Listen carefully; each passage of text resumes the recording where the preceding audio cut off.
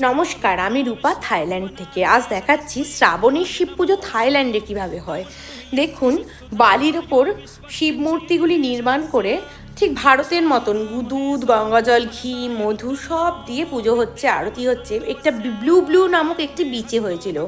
আমার হাজব্যান্ডের অফিস থেকে এই পুজোটার আয়োজন করা হয়েছিল। দেখুন, ছোট্ট ছোট্ট মূর্তি নির্মাণ করা হয়েছে বালির ওপরে, জল দিয়ে শিবের মূর্তি নির্মাণ করে এখানে পুজোটা সম্পন্ন হচ্ছে।